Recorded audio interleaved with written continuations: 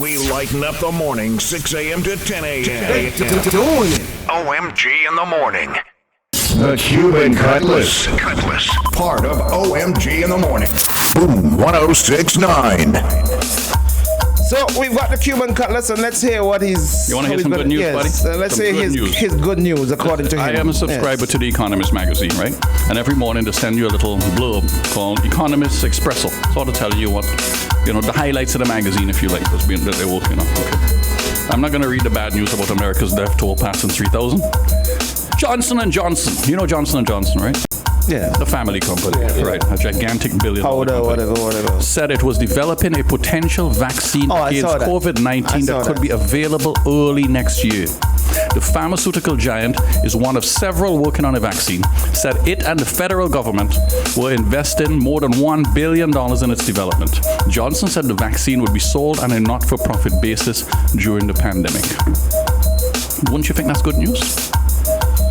There are other people working on that. There's lots of that, but we don't talk about that. We don't talk about potential cures. We don't talk that they do have medicines out there that is beginning to have an effect. But the Cuban have got they have their interferon. But they working on they say have something too, right? But let me tell you a little bit more. As I said, Johnson & Johnson, an American pharmaceutical giant, says it has a candidate for the prevention of COVID and plans to start mass production in early 2021. So we got another 9 months before you begin to see anything, if it works, along with America's Biomedical Advanced Research and Development Authority, which is a government agency that's going to spend more than $1 billion in scaling up production before even learning whether the treatment is safe or effective. J&J, which aims to produce more than 1 billion doses, is the first to commit to making a vaccine against the coronavirus on such a scale. It's a risky investment. The vaccine may not work, and someone else may develop another vaccine or treatment first. Yet there are reasons for optimism. Johnson & Johnson has 2 backup candidates should the first vaccine fail in trials. The company successfully rushed an Ebola vaccine into production, and a large injection of government support helps too. So guys, let's also think that hopefully by this time next year, hopefully the scientists have developed a vaccine, or they have developed some kind of medicine to help with this thing. Fair enough. So let's be positive too now. You think it will come by next year? They won't come before the end of this year? I can only rely on what the scientists say, buddy. They're trying their best. The nice thing, or the bad thing if you like, because here's what's going to happen to us. Some people are going to go in trials and they're going to have some nasty side effects. And then everybody's going to cuss, but we didn't test this thing properly, but we didn't do it properly.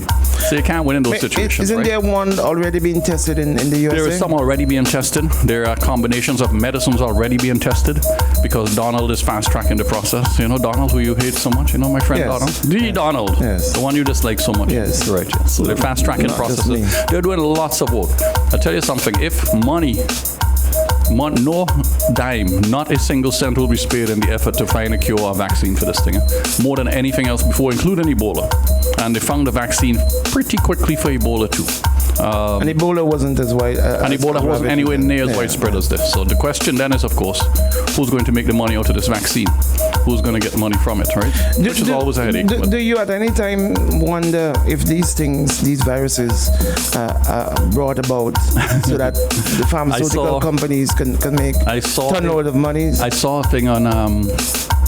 Turn around. Sorry. Guys doing some photos. Hey guys, sorry. Yeah. I saw an interesting thing, and actually a significant person in this country once told me that they suspected that the Chinese had done this deliberately so that they could come up with a cure and a vaccine, so that all the companies in the United States stock market and the large companies on the American Stock Exchange could fall tremendously in value, and of course they would be buying at that stage.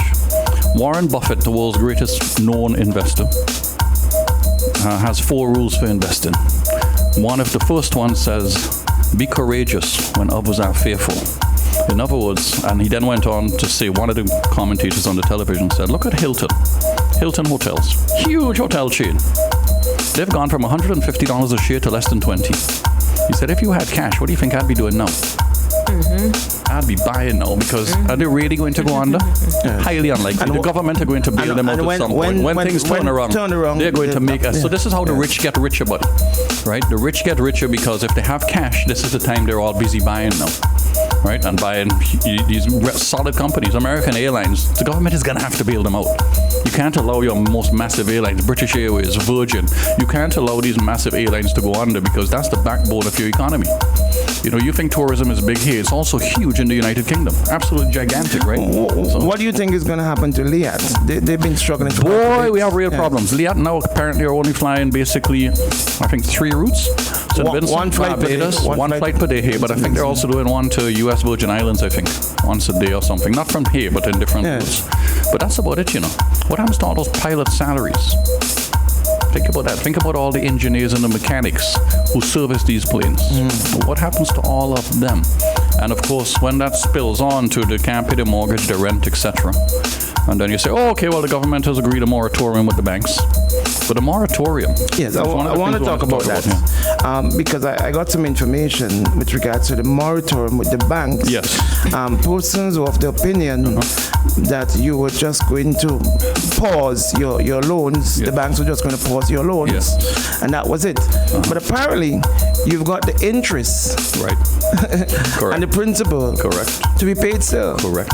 Here is the issue, right? Nobody has properly explained what the meaning of the word moratorium means. Okay, one interpretation of it is that you stop paying now. So you get 6 months where you don't have to pay. But the interest is still running. Right? So basically, guys, if you can afford to pay, pay. Right? If you could, no point stopping your payments, because that's really, really a bad thing to do, because the interest is going to keep running, which means your loan is going to get bigger. Even though you're not making the cash payments now, you will pay later. As I keep saying, what you and Danny don't like to hear.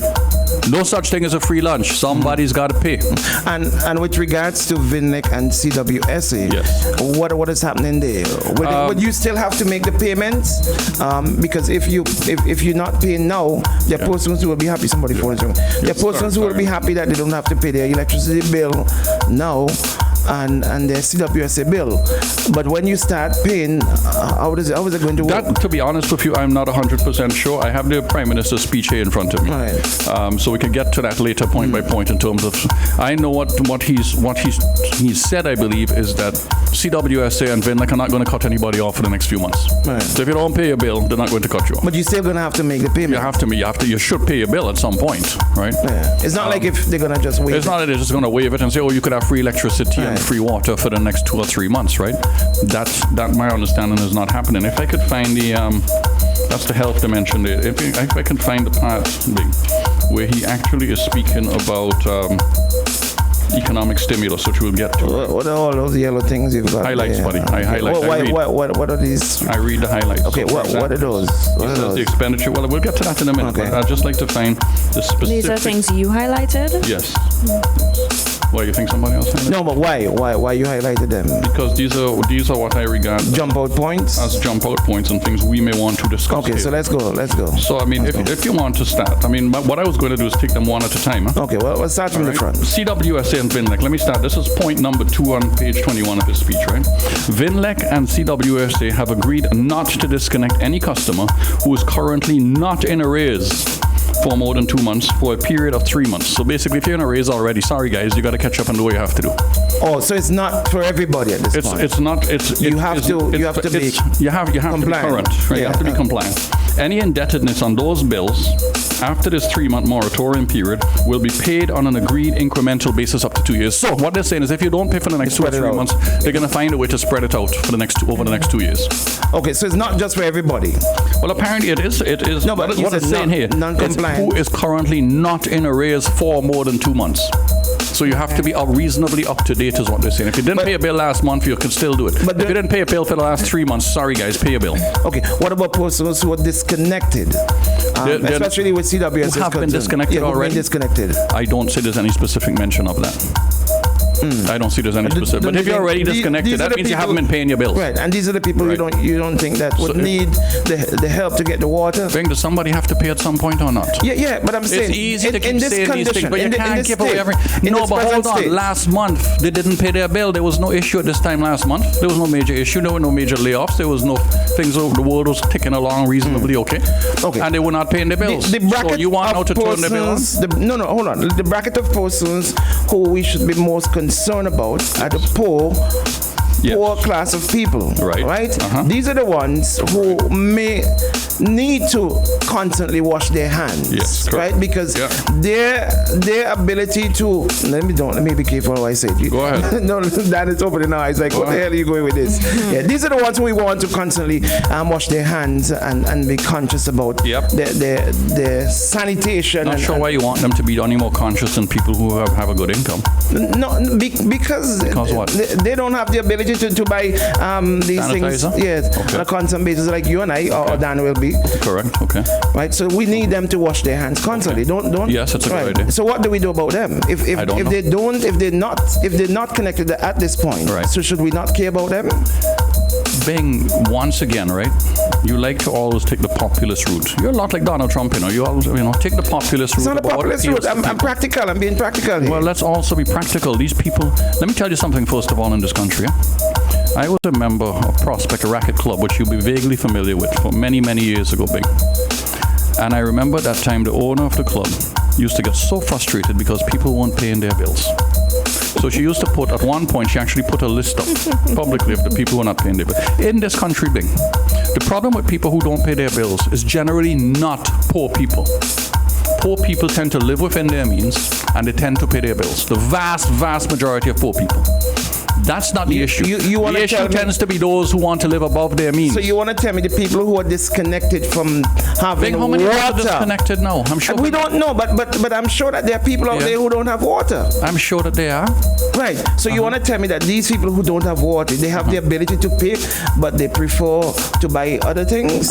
First of all, I don't think there are very many people out there who are not paying their bills to CWSA who are in the poor category. But you're in a bubble. Do you know? You are in a bubble. Really? Do you know how many? I don't know. Well, there you go. So you're talking about I think that there are communities of people who don't have water. Really? Yeah. I don't believe that. Do you know some place called Polyard? I know where Polyard is. Do you think they have water? I believe so, yes. They have access to pipes. No. They don't have access to They pipes. don't have There's water. no standpipes in Polyard. No. Oh, you've been there? You tried the place? I have spoken to There's people. no Polyard. So where do they get water from? How do they cook their food? I don't know. Flex, but here Flex you are. is Flex, advocating that they Flex, don't let me turn on your have microphone. water. Flex. Because I don't know about. Oh, you might be able to take it from Flex, but you're going to take it from me. Yeah, correct. Go ahead, Flex. Go ahead, Flex. Tell us. Flex is usually a truthful guy. Go ahead. From what I've known, I don't know of any water system through Poly. Polyard. So where do the current people who live there currently get their water from? River. There's a river down actually the a river. back. Yeah. That's where they So get that's where their they all water. get their water from. I'm not sure if all of them get their water from the river. But as far as you are aware, there's as no far as I water know, system in there. there's no Okay. water. There's All right, electricity in there.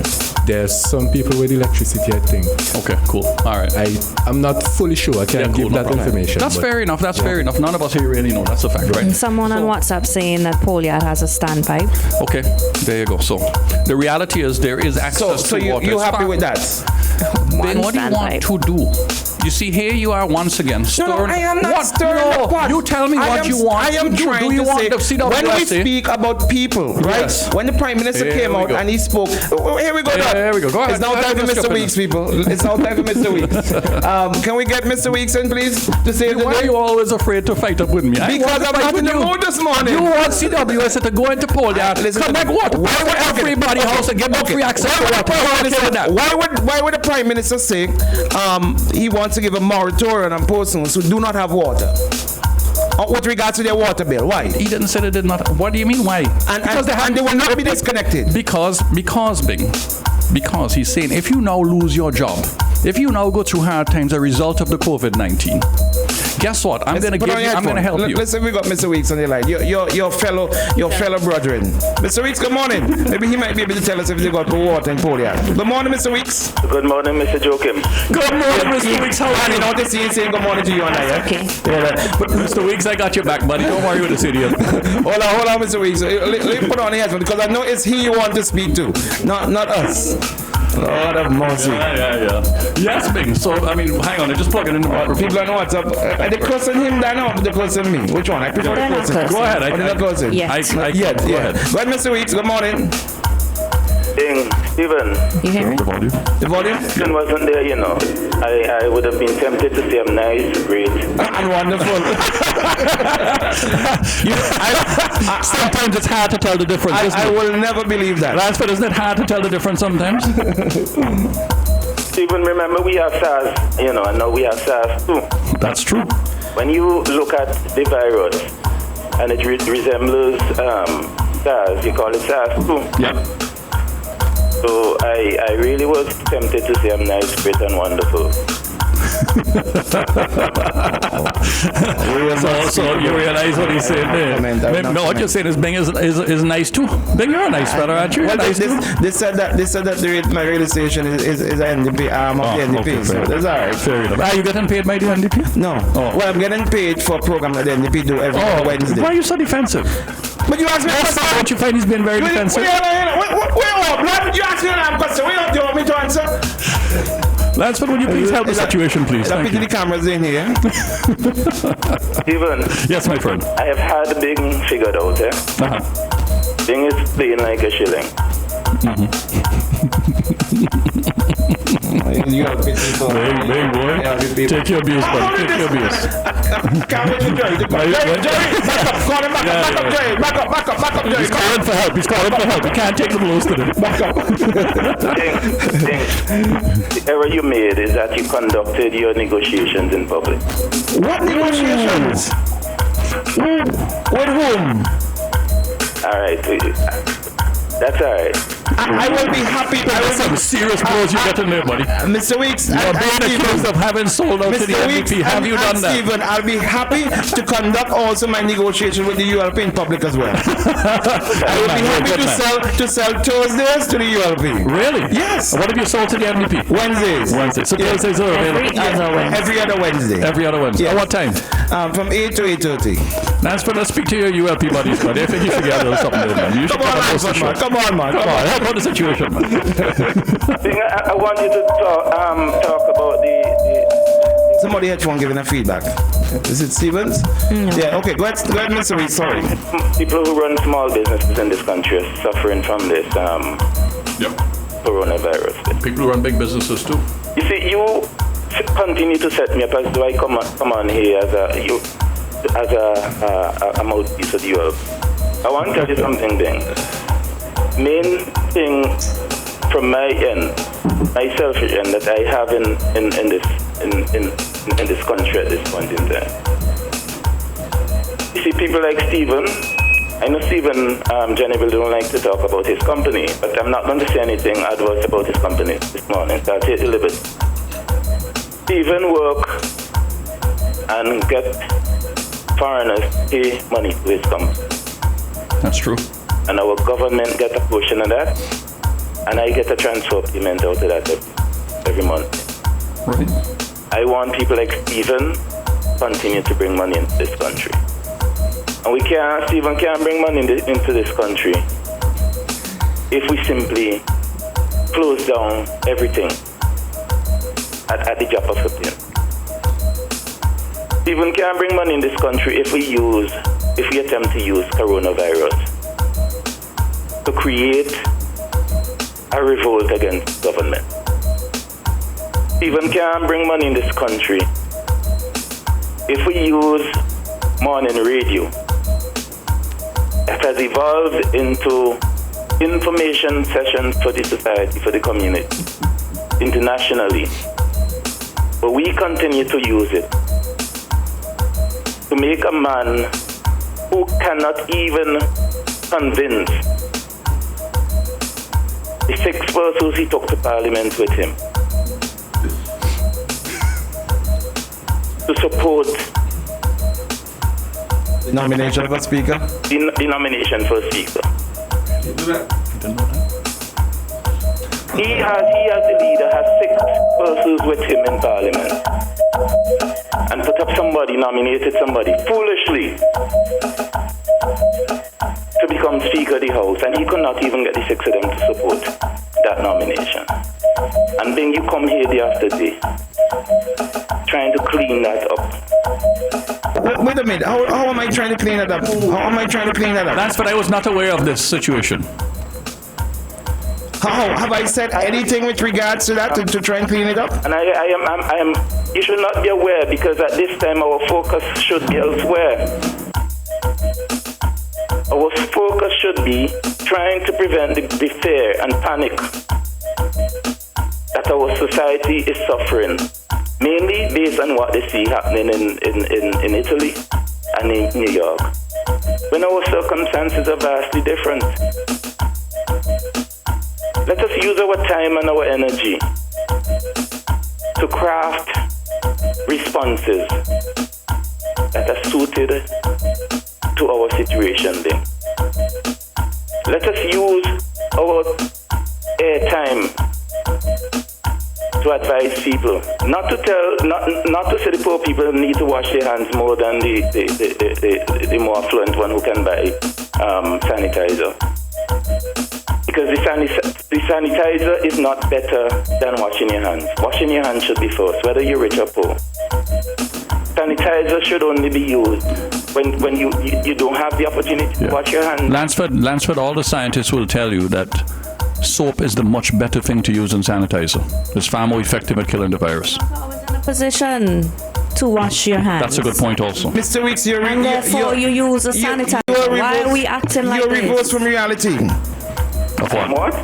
From what is really happening. Of the people of this country's reality. You think most people in this country can afford to buy hand sanitizer? No, he's saying, no, they cannot afford to buy hand sanitizer. That's the point I'm making. He's talking about soap and water. No, but that's the point I'm making.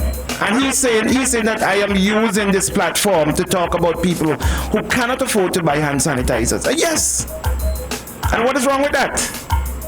The point I am making is that you should not be advocating that hand washing should be done when you can't afford sanitizer. Hand washing. Hold on. No. Where did you hear that, Mr. Weeks? This morning. I didn't hear that. I was in this room and I didn't hear that. Well, I was advocating for the people to get water to wash their hands. But you were saying that they must get their water because they can't afford hand sanitizer. And what is wrong with that? Isn't that reality? I think you did say that, Bing. Oh, Jesus. Well, you did say that. What you just said is the truth. We know about you. We know about you. We know that you are the Cuban cutlass. We know about you. Go ahead, Mr. Weeks. Go ahead. Bing, I want to repeat the point. Hand washing first. And if you can wash your hand at all times, you don't need any hand sanitizer. So hand washing should not be for the people in poor yard who can't afford hand sanitizer. Hand washing is for everybody. Wash your hands first. Soap and water, wash your hands first. If you're in a situation where you do not have the opportunity to wash your hands, then you use the hand sanitizer. It's important. Flex, you want to say something? Go ahead. Use the microphone, Flex. Go ahead. Say something, Flex. I was just saying, I don't think you specified who hand washing is for. Like, you say hand washing is for poor people only.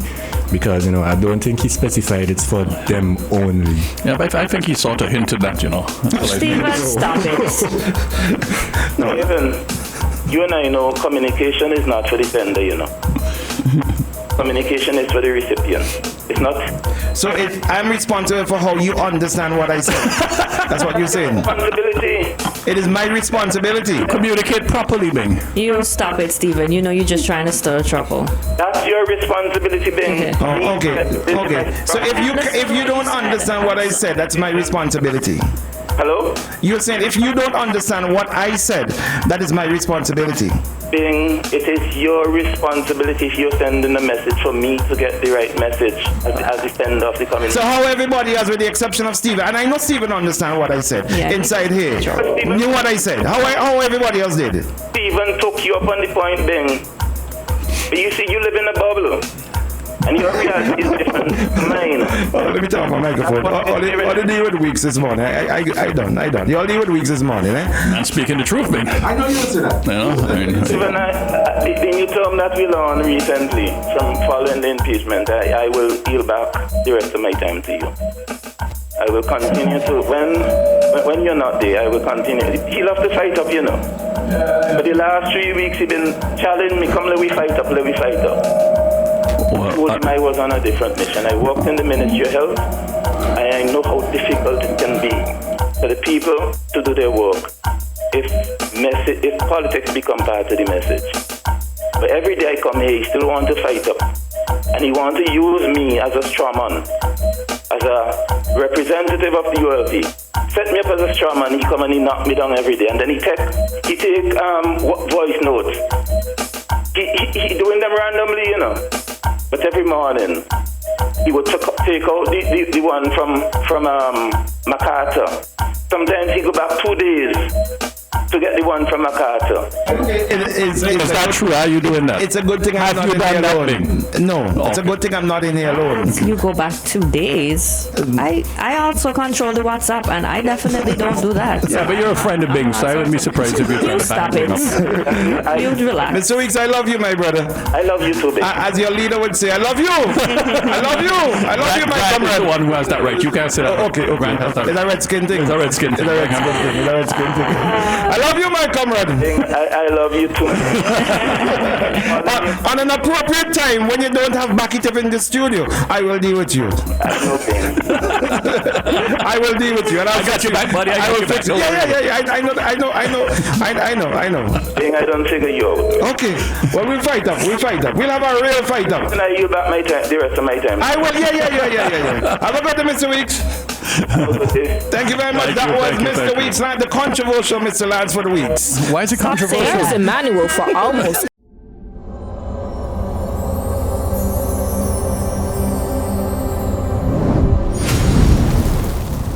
1069 Boom. I'm budding. I love this song. It's dead right. I love this song. So Shane Flex will never play a nice song like this in this country. Flex, I told you about him. I warned you about him. As soon as May comes around after Easter, and all the hooligan music comes out, and this good music. Did I not tell you this is the exact thing you was going to come and say? True. Yeah, I told you, Flex. Tell the truth. The truth is the truth. What do you want me to do? Flex. Am I not speaking the truth? I will come back in here and cuss Flex in it. He will not be playing. Yes, Chris. Morning, Chris. Morning, Chris. Good morning. Yeah. So we're back inside. The Cutlass is here. So let's go continue. Can I breaking down the 5 minutes of speech? Let's talk about some of the things that Ralph said he's doing, and you could tell me now because all you want to say is doing nothing, right? So let's be clear here. Let's agree or disagree as to whether this is a good thing, right? First of all, Bing, he's spending $70 million, which is like 3.5% of our GDP, right? To try and keep the economy afloat. Okay? What they call economic stimulus. I know you got stimulated by other things, but this is economics we're talking about. Okay? Right. Not only that, Bing, he actually said where he's going to get the money from. The World Bank, the IMF, Contingency Fund, United Arab Emirates, Bank of the Simmons and the Grenadines, etc., right? So, number one, according to his list, and you know Ralph loves lists, right? Okay? You ready? Here are the main items he listed. And you could tell me why this is wrong now, because I know you want to. Oh, by the way, you were cussing that he didn't want to help many bus people out yesterday. And guess what this morning on Eyewitness News? What? He's helping out many bus drivers. How? In what way? Boy, you know, I wish I... No, I don't know. There's a reason that I email you stuff in the middle of the night. Because your woman is not here. That's a valid point. That is certainly a valid point. Okay, it says the government of St. Vincent and the Grenadines are helping out, and already, I know what you're about. You're already here. So, unfortunately, my thing is... Hold on one second. Okay, the government of St. Vincent and the Grenadines on Monday announced that they have reached an agreement on an economic aid package with VinTAS. You know what VinTAS? No, what is that? I don't know either. Apparently, it's a new Vincentian Transport Association. They used to call them the Omnibus Association. I assume so. Anyway, they've announced that they've reached a package. VinTAS is a 200-member group. That's a lot of van drivers and a lot of vans, representing the interests of stakeholders in the land transportation sector. I presume. In a press release on Monday, the group, which was founded in September 2018, urged omnibus operators and commuters to adhere to the government's recommendation to reduce the number of passengers in omnibuses from 18 to 12 or 3 passengers per row. This measure is temporary and represents the commitment of the omnibus operators, the group noted. Okay, the group said that at the meeting with the government on Monday, the government agreed that omnibus operators will be given a stipend for 2 months. The stipend will be between $250 and $300, and the registration process and so on and so on. And of course, gasoline has gone from $12.97. Each bus will get $250? Between $250 and $300. In cash or in fuel? Or in cash. In cash? In cash. It's a stipend. Cash stipends are cash. So they can do what they want with this? That's correct. They can buy credit for these young girls and That's then... probably true. But shall we continue anyway? But gasoline is also, as you know, went down $1, and it'll go down further because if you see the price of oil now on the world market, as you probably noticed, it's now like $20 a barrel and headed to 10. So I mean, that's why didn't the government say, okay, this will be used to buy tires or disc pads for your vehicle, and in the process, let the money trickle down to these. How do you think people are going to, the drivers are going to spend the money? I know some of them are going to go and buy credit for young girls. Right. So you think they would prefer to buy credit? You think that they're now some will legitimately use they are now riding a bus. Others are going to use the money to buy credit. They are now driving a bus. You have such low opinions of intention, people. Look who's talking. You have a situation here. Oh my goodness. Where a bus driver who's used to having 18 or 19 people in his bus suddenly has 12. His revenue is cut in 1/3. Do you really think that his first interest is going to go on by phone credit for young ladies? Some of them, yes. Well, you're entitled to your views. Yeah. How many of them? What proportion of them? What do you think? Flex is more close to the situation. Do you know that both van drivers? Flex, what do you think? What do you think? Knowing the van drivers, some of them. Very small amount, yeah. Thank you. Very small. What are they going to do? The whole, female situation. Okay, good. Thank you very much. A very small percentage. You didn't hear that, man? The point is, and I said some of them, yes, some of them will do that. A very small percentage you're arguing. Here, once again, you're trying to distract from the fact that the government is doing something good. And you have a problem with that because you don't want to admit that this is the right thing. I have a problem with that. Yes. Had it been the yellow people in power, you wouldn't have had a problem. Who cares what color? I don't care what is right. You are the one. You did this one. That's how you see everything. You see everything through a yellow prism. Oh, okay. Right? All right, let's go. Let's go. Okay, COVID-19 health initiatives. They're going to spend $10 million on health initiatives, which include the construction of the isolation unit out of Argyle and associated facilities. They're buying equipment, supplies, materials, drugs, hiring additional nurses. And I happen to know first that they're already ordered a significant number of tests that hopefully will arrive in the country within the next week or two. I'm talking thousands of tests. Okay? So then what are you going to say then? They're going to say they didn't do nothing again. But that's all right. So that was number one. So you want to argue, do you agree that spending $10 million on these kinds of things is a good idea? You can't give credit. It's really hard to say, yes, that's a good idea. Work with me on this. So, Stephen, I think that's a good idea for us to actually spend $10 million on health measures. Come on, work with me on this. I know it's hard, it's painful. Huh? Look into the camera and say, I think this is a good idea. You can't do that. Okay, right, let's move on next. Okay, the immediate generation of jobs in public works, specifically roads and building programs, other physical facilities, and the second phase of painting of some government buildings, 30 million. Go ahead. Go ahead, I heard your rant and rave yesterday, 30 million for painted buildings. Go ahead, expose your idiocy again. You keep going. Amazing, huh? Amazing. I have him this morning. Number 3, direct supports in the areas of farming, animal husbandry, and fishing. Free seeds at the agricultural input warehouse, subsidized input, and the provision of fishing boats and farm animals on generous terms. $9 million. Is that a good idea or not to support the farmers? Is that a good idea or not? Silence again. Well, support for the arrowroot industry, $3 million. Let me tell you what somebody sent me that everybody in this country knows, so I'm not going to call his name. He sends me a message or WhatsApp. $3 million on arrowroot, but arrowroot takes 6 months to grow. Nice job in it. Okay. So I said to him, okay, let's think about it. Has it occurred to you, first of all, that the arrowroot farmers are going to have real difficulty selling whatever arrowroot they produce? Has it occurred to you that the arrowroot farmers may well have excess surplus arrowroot now sitting in surplus in warehouses? What is wrong with buying it at a reduced rate to help those arrowroot farmers? Go ahead, tell me now. I've never heard you this quiet in your life. Let's continue. Social supports for vulnerable and affected persons. Benefits for persons not on public assistance nor receiving a pension until December 31. Providing support for displaced workers in the hotel and tourism sector, including cruise buses and taxis, through a displacement supplementary income for 3 months in the first instance. Hiring an additional 20 home helpers for the elderly. Additional transport for students, particularly from the Grenadines. $5 million. Let me hear you complain about that too. Silence is definitely in here, isn't it? See what I'm doing. See what I'm doing. I don't know what it is that is. I presume you're trying to dance. Okay. All right, good. Okay. All right. Okay, let's continue on with a few others. Additional support for small businesses in the fields of agriculture and arts, $2 million. A Medivac vehicle. The first deposit is $700,000. It's going to cost $4 million. A Medivac vehicle. What do you think about that? That's a boat to get people who are sick from the ground. Talked about this yesterday. Is that a bad idea? Additional support to the SPG Tourism Authority, $1 million. Additional support for Argyle Airport workers for 5 months, $2 million. The aggregate of this expenditure amounts to $64 million. That's all the things I've listed. Additional to tax relief and other measures, which are estimated to cost revenue of approximately $10 million. Distribution of 500,000 tons of arrowroot starch to the school feeding program, hospitals, prisons, and others. That's also bad, right, Bing? Come on, Bing. Why are you going so quiet on me? Buddy. You're being very quiet. All right. The waiver of duty and VAT on the following items, including electricity for domestic hotels and guest houses consumers for the period from March to June 30th. In the first period, Bing, you're getting quiet, buddy. I don't like it. $8 million. What about some relief to the airlines? Oh no, we don't want airlines flying. We want to be self-contained and shut the whole country down. Right. The reduction of departure tax. I know you don't like that one. Go ahead. Tell me you don't like that one.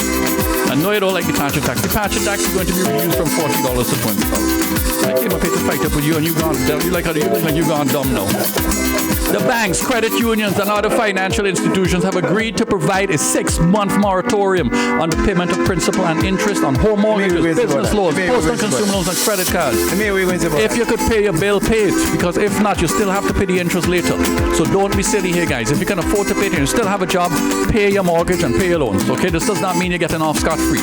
That is not what it means. The interest will likely keep continuing to accrue because banks have staff they have to pay to. So let's be sensible. You still have a job, pay a mortgage. This is targeted towards persons who would have lost their... Yes, principally people who have lost their jobs. Now, I presume what the banks will do is, or what the people will do is, if you lose your job or you have a problem, I assume you will contact your credit union and say, listen, guys, here's what's happened. I've been laid off and I need to access this facility. Yeah. And if not, the bank will expect you to keep paying your loans. What happens after the 3 months period? We don't know. See what happens. You still don't have a job.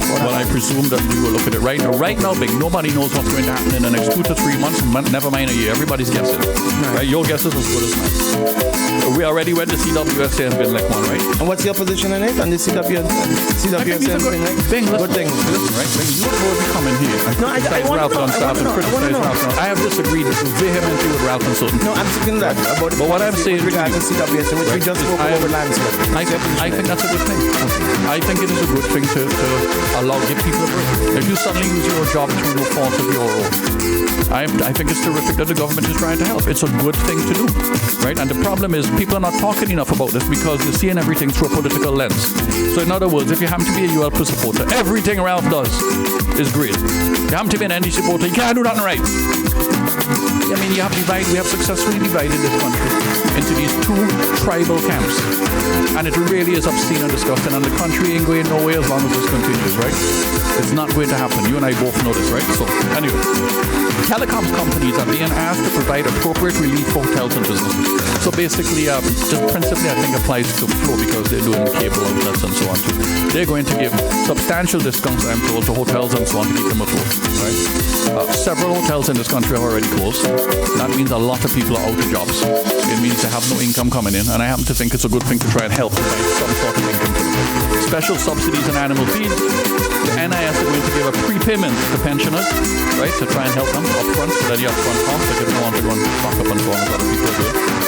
Price controls will be established on all items on which relief and duties and VAT are granted, including the famous hand sanitizer, because there are some nasty, nasty, horrible people in this country, or in this world too, I should say.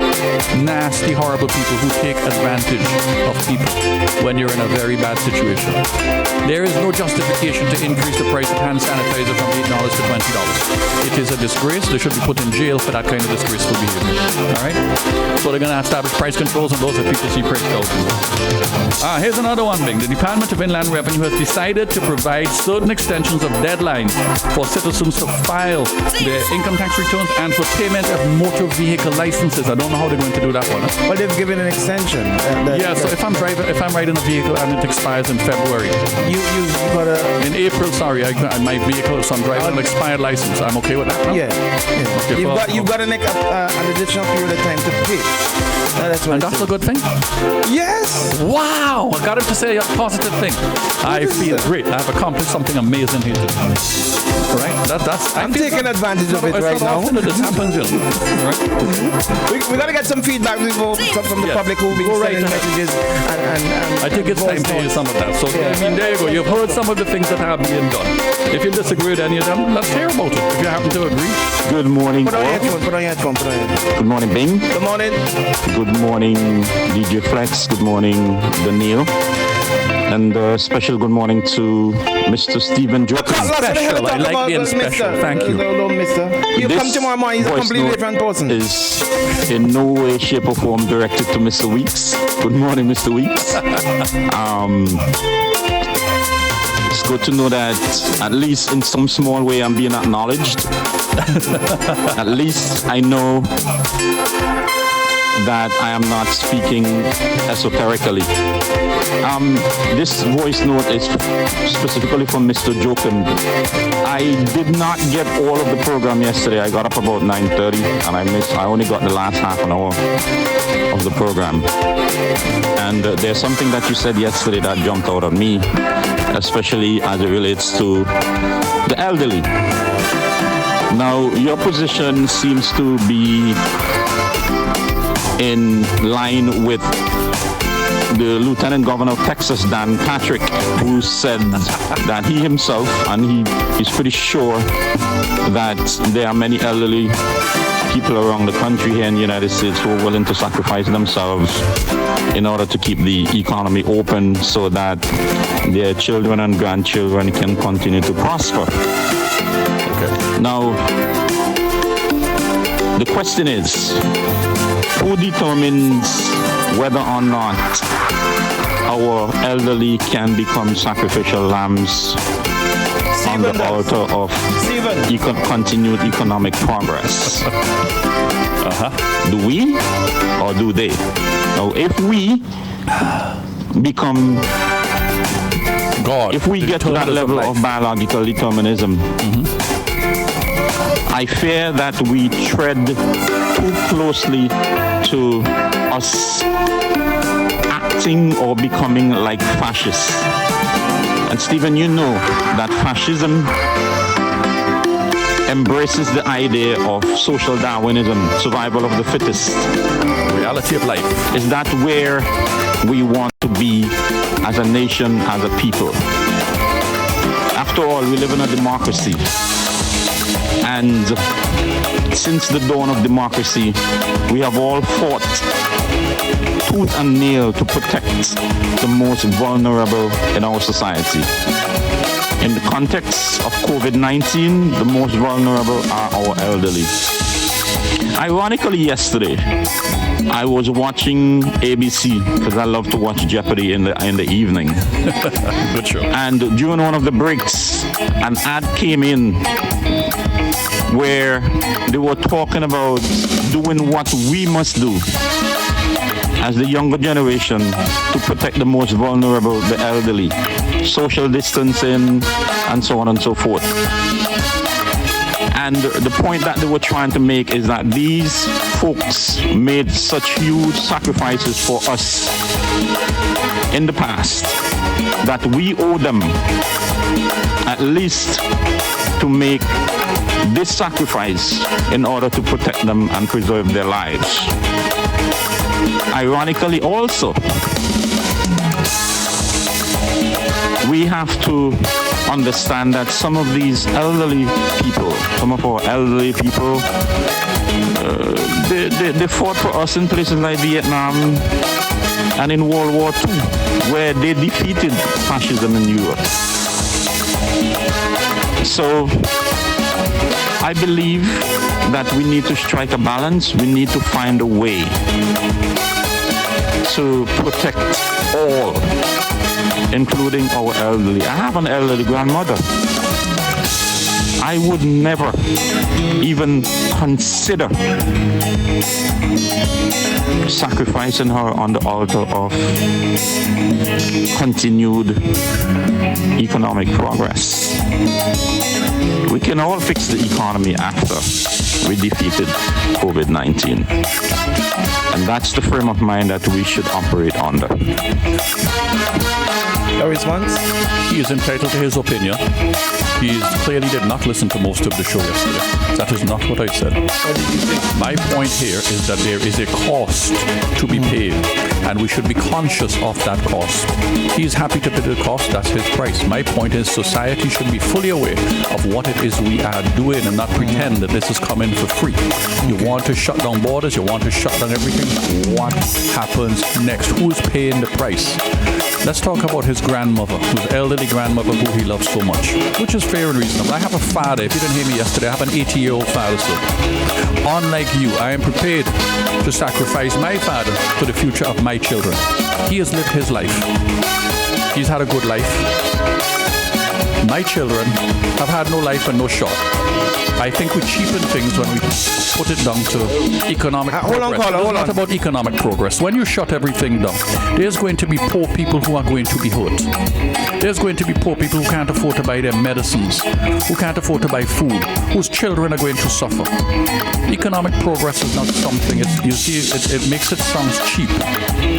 Okay. Right? Whereas I'm saying to you, it is not my decision.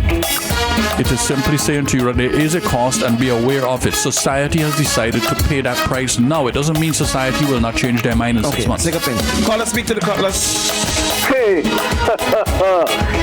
the Cutlass really cutting sharp, boy.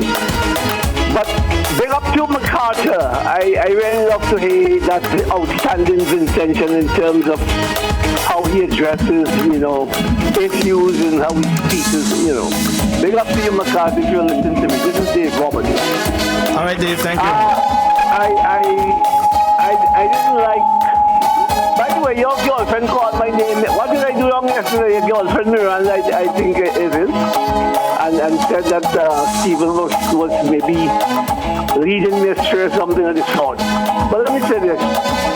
We all can talk and talk and talk. If there's nothing meaningful coming out of it, what sense does it make? We can talk. Yes, we all have wide and varied opinions about issues that are affecting us. Look, I heard, I just heard the Prime Minister at another station bigging up his ministers for doing a wonderful job and all of that. Do we all agree? Well, I hear Stephen sounds like the PR this morning for the Prime Minister. I don't know if they have some sort of thing between the truth. Because I know whenever the Prime Minister yes, very quickly. Which one of those items that I read out do you disagree with that the Prime Minister is doing, that the government is doing? Which one of them do you think is bad and is not a good thing to do? Well, is there a stimulus package for people like me? Because are we in a position, I'm answering you in that way, is this government going to give everybody something? No, they're giving those who are impacted and affected by this virus. That's who they're trying to help. I didn't get that. They are trying to help those who have been impacted by the virus. And the effects of the virus. People like you called me, you said my rich friend yesterday. So I have to be, Dave, if you're vulnerable, why are you not staying at home? Okay, Dave, thank you very much. All right, let's not fail. Thank you very much. Let's get in. We got several WhatsApp messages here. Let's get in some before. All right, someone on the WhatsApp is asking, morning, guys, if you get into an accident during the time, what's going to happen? I have no idea. I'm not an expert on this. I'm not sure what they're referring to. Is it an accident that prevents them from working, you mean? Or I don't know. I'm guessing with the license. The vehicle licenses, yeah. It's not the insurance. Yeah, but again, this is not, if you get into an accident, right? But you haven't been affected by the impact of what's going on economically, why should you be helped? Again, shouldn't you? Another one there. I believe in a sense of personal responsibility too. But you help those who are in difficulty. It's the right thing to do. Okay, we have another message. This person is saying, now that you addressed the economic stimulus package, can you give us the list of health measures? And the person is asking a number of questions. Good point. Let me read. Can you give me a yes or no to the following? Well, this wouldn't be a yes or no answer. How many ventilators have been ordered? When will they have testing capability in SVG? And finally, how many PPEs have been ordered for healthcare personnel?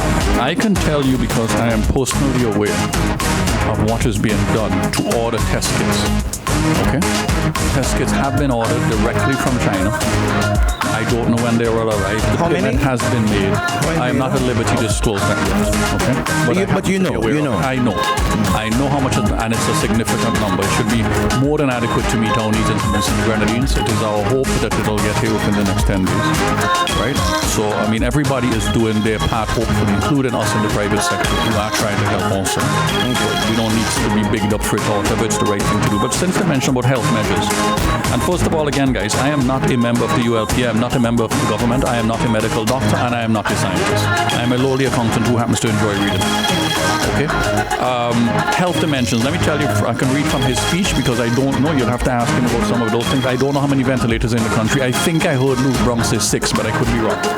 The cost of a ventilator I read last night has gone from about $20,000 US to $50,000 US because there's obviously huge demand for it, right? And, they are trying, I think I heard Donald Trump ordered General Motors or one of those things to start producing ventilators and so on. So those are good things to do too, right? That's what we have now. In terms of the health dimension, what they've said, what he has said so far, is all persons, as you know, will be automatically self-quarantined at their own expense for 14 days. All right? Any person with symptoms of COVID-19 will be isolated privately, right, and be tested or in a public facility or be tested. All institutions are closed until the start of the third term. An advisory was issued to cancel Easter Val and cancel Easter Regatta. And I guess by the time May rolls around, they'll have to make a decision about some Eastern Carnival. Right? Gospel Fest organizers have postponed their own show. All airports and ports of entry is now down to 3, so that's no longer relevant. An advisory by the Ministry of Health and Wellness has been issued for places of entertainment, social gatherings, worship, or locales for funerals, weddings, birthdays, or social parties. So they're trying to restrict those two without going way overboard and shutting everything down. Again, I mean, the array of oft-repeated personal hygiene protocols should be observed by everybody. All right. Isolation unit, as you know, is currently being built and set up. They're hoping that will be open in another 2 weeks out at Argyle. There's a lot of work out there. I've seen it myself. A flu clinic on St. Vincent and temporary isolation facilities, retrofitted containers, are going to be made available in the Grenadine Islands of Beckwith, Canawan, Union Island, Nairo, and Kingston. That's already been put in place. Quarantine and isolation rooms have been identified for the Grenadine Islands. All right, let's take a break. We'll come right back. We've got to go to the hammer. Let's do this and come back. We lighten up the morning, 6 a.m. to 10 a.m. OMG in the morning. Straight up, real talk, unfiltered, and in your face. Jerry George on Boom 106. Jerry. We used to have that. Jerry. Where is he? Jerry, come. Oh, he's waiting for Dan. Dan has to call him. Oh, Dan has to call him. Yeah, Dan has to. Yeah, Dan has to call Danny's voice. Yeah. Dan has to call his name. Call his name. Say Jerry. The phone is already ringing. Hey, he said, he know he got you. So don't try. Good morning, Jerry. Good morning. How are you? I am fighting up. For what? I was calling for your help this morning for backup. I needed backup. They tag team me this morning. Jerry, what's new? You guys tell me. I'm here listening. We've had a lot of newness this morning. Yes. Morning, Stephen. Hey, good morning, Jerry. I'm just reading out, right, what the government says they are doing and find out how many people disagree, because I don't think enough people know what is happening and what is not happening. That's all. Let them read, and then they could decide yes or no, whether they like it or they don't like it, or if more needs to be done, and in what areas. Jerry, what do you think? What do you think about what Stephen read out in terms of the measures that the Prime Minister has given out. What do you think? I haven't heard from you. No, joke aside now. I find it past curious that the Prime Minister did not take the health advisory of the WHO and so forth in terms of, let me be practical on this. We're going to give a subsidy to the van drivers, and please, van drivers, get me here. I'm not against this, right? We're going to give a subsidy to the van drivers, but the van drivers, nothing has changed for the van drivers. It's not like, say, in Grenada, where you're only allowed to have one passenger per row, or Trinidad, where you have to divide the number of people in the bus or the carrier by 2. Jerry, my babysitter came back from Fancy yesterday, right? And she told me that her van was stopped by the police, and they did check how many numbers of passengers they had on it. I'm not saying that's wide scale or not, but I'm telling you, she told me that I wasn't even aware that they were doing this. And how many passengers did she say that was in the van? Well, she got lucky. She had 3 on each row because they were coming all the way from Fancy, so I guess the bus wasn't crammed up and loaded up as usual. That's right, but go downtown this afternoon, right? You go downtown this afternoon, right? Go by seats for any of them. You still see buses with the conductors with the bottom out the windows. So what are we trying to? So why we jumping ahead and giving economic stimulus? Why we did not give the advice and make it legal that this is the way it's supposed to go? In Grenada, you are allowed one passenger per row, and they give a stimulus because they know you're going to lose. But we're giving a stimulus where there's no pain. And I am saying, why is the Prime Minister seemingly emphasizing the economic stimulus?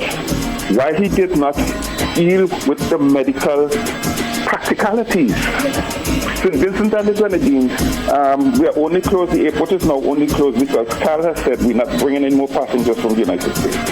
We never did any of the things the World Health Organization said that we should do on the health side, but we're willing to jump on the stimulus side because the stimulus side has other issues that it brings to the table with it. Folks, you see, that is why people start with politics, but this is where I see it being totally disingenuous. What we are giving van drivers, and I'm saying if we are really going to put measures in place that is going to curtail the number of passengers that a van can, I have no problem and would for the stimulus, but we didn't do that. But because it will have a political benefit and advantage, we're ready to give the van drivers a benefit, but they can still fill their vans. Come on, people, man, come on. The people of St. Vincent and the Grenadines want to know what this government really has done for them in terms of the question of treated with this question of illness. When they look around, we are the only country that continues if nothing happens. The question of social distancing and all of that is not emphasized. All the other countries have curfews. We have none of that, but we are ready to put in stimulus. Because it has, in an election year, it has political currency. That's where the emphasis is on, not on the protection of the people of the country. That's my concern, folks. We have continued this country as if nothing has happened. Anybody who say I wrong, tell me I wrong now, I listening. As if nothing has happened. We want to keep the borders open. We want to keep everything open. We want to continue. But on the other side, we want to pretend that there's an economic problem that we need to fix. Should I leave now? No, man. I think you got more to say. No, man, I don't talk. Really? Me think no more to say than that because I find it absolutely disingenuous. When we needed to hear what was being put in place to ensure that this virus doesn't take root. We hear nothing about that. But all of a sudden, we have a whole list of economic stimuli. Because why? It has a political advantage. I go on. Straight up. Straight up, real talk, unfiltered, and in your face. Jerry George on Boom Boom 106.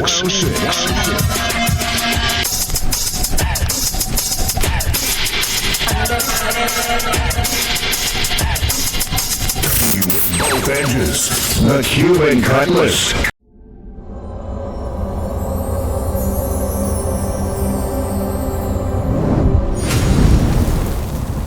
1069 Boom. It's a kick out kind of Tuesday morning because we got the cutlass inside. Come put on the headphone, buddy. You can't go behind the cameras. The cameras need to see you. They need to see who you are. Why what? I already know how I look, and it's not a pretty sight. It's not you. People need to see how you are. Why? What time tonight? We tell him from 8 o'clock tonight. You could see him and see what he's doing in the studio. 8 o'clock tonight on IK TV. Good morning, caller. You live? Good morning. How are you? Good morning. I'm good. You called to praise Stephen again. Bow down. Go ahead and bow down. NDP friend on the opposite side of the table, calm down. It is Stephen Joker because we have balance of everything. Oh, Jesus Christ. This year, Terry George, you never said I'm going to get one job. He's very biased. That's why I tell you, Steve Joker is the best person and ready now. He's going to have balance. Whether NDP, whether ULP. You hit Gonsalve when he's supposed to hit Gonsalve, and he hit Friday when you want to hit Friday. A balanced perspective. Thank you, sir. Thank you for your knowledge, Steve Joker. Continue to educate this nation, this blessed nation. And thank you very much. I'm not worried. I appreciate your very kind words. Thank you, caller. I'm not worried. 45110. No, you are not actually. I am not you worried. Definitely are not. I'm not worried. I like you bowing down. You're catching tonight, 8 o'clock tonight on IK TV. Yeah? Make sure you tune in. By the way, I watched IK last night. I see you guys are doing some good stuff. Huh? Yeah. Some good health, some good public health work and so on. Well done. Good job. Let's get another voice on while we continue to open the line. Wow. These people don't understand that the fire truck that they bring to St. Vincent, they are not compatible with the hydrant. They have to get the hydrant system from up here to connect the holes. That's the problem, because I understand all the water went in the gutter, it could not connect. They're taking all them 20-year-old people, sprucing them up in town, and maybe he's going to spruce up them with him with the $30 million too. Nonsense. Thank you. Good morning, caller. You're live. Good morning. Good morning. And Mr. Jokin. Good morning. Good morning. Flex. Say good morning to Flex. Flex. Yes. I heard you talk about the government giving the minivan and them $200. Is it per day, per week, or for a Yeah. My understanding, I could subject to being corrected, is it is a monthly stipend. That's my understanding. I'm subject to being corrected on that. Well, that will come like one grain of sand on a beach, because when you observe, if somebody had to leave fancy with 18 passengers, should have been leaving with 18 passengers, but now have to leave with 12. That is 6 passengers less, and I think it's $10 from fancy to town. So just to come down $60 for the one trip is off. To go back another 60. So that is 120 in going and coming. So $200 is like a drop in the bucket. I just called to find out really if it was my day or my week or my never do that. So how much would you recommend they receive? How much? Oh, you don't have a recommendation. How much would you say they should get? No, I didn't have no thought of all right, okay. Some minutes. I just wanted to that clarity. All right, thank you. Okay. Thank you, good. Good morning, caller. You're live. Morning. Good morning, Jake. Morning. We hardly hearing you. We're not hearing you properly. Okay, but Stephen. Hold on. He's putting on his headphone. He was on a call or something. Go ahead. Yes, Stephen. Hey, good morning. Do you think it is okay for police? The police supposed to be doing our fireworks. We don't think we should have proper trained firemen to do this sort of job? Absolutely, I agree 100%. Right. So then it's easy for a policeman officer to lock up a man, but not to put out the fire, because we've been having this for years, and I think it's time enough that we look and get a fire station and get proper men trained and let them deal with fire when there is a fire, not police dealing with fire. I think you have to be realistic in a small society, right? That there's nothing wrong with firemen also happen to be in policemen or whatever. But I agree with you 100% that those people who are fighting fires need to be properly trained. 100%. Properly trained. Yeah. And we would be able to save a lot more houses and homes and so forth to people. All right. Get it done in the right time, and then all these water going to waste and all those sort of things. I mean, come on. All right. You know? Thank you. Thank you. Okay, we got to raise the bar. Every time there's a fire, this discussion comes up. It is, every time, you know what I mean? Let's raise the bar, please. Good morning, caller. You're live. Morning. Good morning. Abby just said it best in his 2012 Calypso. Say that. What's that? Abidjan. He said it best in his 2012 Calypso. If the airport have we so hungry, the tunnel would be a tragedy. So everything that cannot be accomplished because we don't have the finance is because of AIA. One, and all the lumber and galvanized that they have to dish out election. So they have their priorities. Fire come last. But all the governments, I'll blame all the governments for the fire service, the situation. Right. Even going back to the 80s when right there where the vegetable market is now. Market shops were there and they burned down twice and the fire truck is right there. All right, caller, I don't want to get into the conversation about the fire right now, please, okay? Please. Thank you. Thank you very much. I don't want to talk about the fire right now. We dealt with that this morning already. And it's I think that every time we have a fire, it's the same thing that comes up. Let's get a voice note. Good morning. Good morning, everyone. Stephen, good morning. Good morning. You know I like you a lot, right? I enjoy listening to you. But this morning you're talking pure stupidity. You know why you're talking like that? Because remember where you live in St. Vincent, right? All they only have one case. Right, Stephen? Stephen, the cutlass. Because it seems as though I'm lying down in my bed here and I just feel like cutting off my head for the stupidity you're talking. If this thing really hit St. Vincent, you, Stephen, will have a different tune. You will have a different tune. If you see people start to get sick and all kind of thing, you will not even want to come next to Bing Joseph. So you could talk all you want to talk and stay where you want to sit. The supermarket that I go to, Cutlass, 6 feet apart. You hear what I'm telling you? We ain't talking to nobody. They have cones that block us off. The supermarket I go to, I don't know what to, because all in St. Vincent ain't taking this thing serious. But if this thing hits St. Vincent, you, Stephen, Bing Joseph will not even see you. You will be staying at home. So you could talk all the nonsense you're talking this morning, in spite I love you, but love you still with your stupidity this morning. I love you. I love you too, my darling. I love you. You know what the truth is? Let's bring some other messages. If I got it, you know what I would do? I would stay away from you. You're damn right I would. Yeah, I would want to affect you. Yeah. Let's bring some voice. So 451-1069 is the number to call. Someone was calling. 451-1069. Go ahead. Okay, someone says, tell Stephen to ask Ralph to leave my NIS pension alone. Okay. Ask Stephen, where do most governments what does invest? painting of buildings have to do with COVID-19? Oh boy, that's really sad. I'm happy to answer the question. First of all, what was the first point? Sorry? Leave NIS money alone. Leave NIS money alone. Where do you think most NIS funds get invested? Across the entire region, where do you think the funds get invested? They get invested in government bonds. Government are issuing debt and say, lend it to me and I will pay you back. If they don't do that, where do you want the NIS to get a return on their investment from? Would you like them to invest the funds in a stock market? Good morning, caller, your life. Good morning, Mr. Stephen. I have to call and balance the other caller, this friend from here. And she does what it is. That's all right. I can take my blows. I never take your blows, but in reality, we falling susceptible to the fear-mongering. And you said something very important this morning, that you're willing to sacrifice your grandfather for your kids, of your future, of your children. Yes, and guess what? I am willing to sacrifice myself for my daughter's future.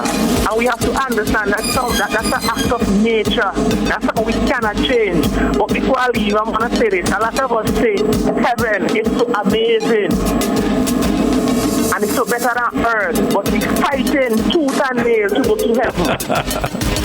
To stay on earth, yeah. To stay on earth, yeah. We don't want to go to heaven. Yeah. Everybody want to go heaven, but nobody don't want to die. This is God's invitation for all to come home to Him. All right, caller. God. Thank you. Thank you. Good morning, caller. Your life. Hey, listen. Good morning. Good morning. Good morning. I'm trying to figure out here if even joking. Listen to the same presentation that I listened to. I'm reading from it. I didn't listen to it. I'm reading from it. He's got a copy of it. I'm reading from the presentation given to me. This is not my opinions. This is what was I'm told the Prime Minister stated. Oh, that's what you're told. Okay. Well, you reading from the transcript or are you reading from a news report? I'm reading it from his secretary said that this is what he read from when he was on doing his presentation. Oh, maybe the language a bit more flowery in the. He's got a copy of the transcript, caller. That's all. He's got a copy of the transcript. So go ahead. Anyhow, the point is that I heard him. I since read news reports and so on. I did a live with Jerry George and some other Caribbean people, seconds after the address. And as I said then, I'm going to say now, it was unsurprisingly unremarkable. And nothing at all jumped out at me that seemed to be something that would really, in one instance, help the different sectors of the Vincentian economy. For example, you said this morning about $200. Now, I don't know what $200 could do. I mean, that probably could be one tank of gas, one tank of diesel. So what you're saying is we shouldn't do anything? Okay, what I'm saying is that... No, tell me what it is that the Prime Minister presented and says he's going to do that you do not want, that you disagree with. I'm telling you... Go ahead, I'm listening. You want more money for the gas tanks, for the vans, okay. What else? You have to come up with something that meets the urgency of the time. You want the van drivers to really implement the measures that could help Vincentians. What measures do you want to implement? Remember, you're coming from a position where you want the whole economy and the whole world shut down, correct? And I am not. That's your choice. You're the one complaining all the time from the beginning, talking that you want schools should be shut down, businesses should be shut down, everything should be shut down. That is your opinion. There's nothing wrong with it. I disagree with you. Listen, this morning, now you're being very unfair. And you're being Did you not say that on Facebook that you want, why aren't the schools being shut down? Why isn't everything being shut down? Did you not say that on Facebook? Did you say it or didn't you? How could I want the economy shut down? So you don't want the economy shut down? You don't want the school shut down? How could they shut down the economy, Steve? You don't want the school shut down? The school is... Do you want all the schools shut down? I want the school shut down because it will be a proper social distancing measure.